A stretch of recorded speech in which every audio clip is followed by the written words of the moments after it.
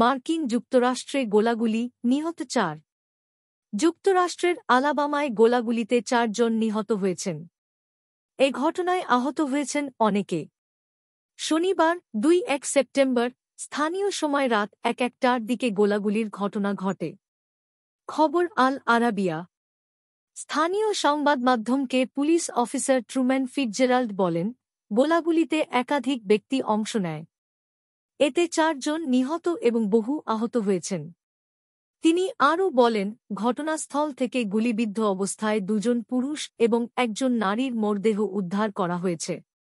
বাকি আরেকজনকে গুলিবিদ্ধ অবস্থায় হাসপাতালে নেওয়া হলে সেখানে তার মৃত্যু হয়। ট্রুম্যান বলেন, গোয়েন্দা বাহিনী এ ঘটনায় তদন্ত নেমেছে। এখন পর্যন্ত কোনো সন্দেহভাজনকে গ্রেপ্তার করা হয়নি। এ নিয়ে চলতি বছর যুক্তরাষ্ট্রে 403টি গোলাগুলির ঘটনা ঘটেছে। দেশটির বন্দুক সহিংসতা আর্কাইভের তথ্যানুসারে যুক্তরাষ্ট্রে চলতি বছর বন্দুক হামলায় অন্তত 2046 জন নিহত হয়েছে।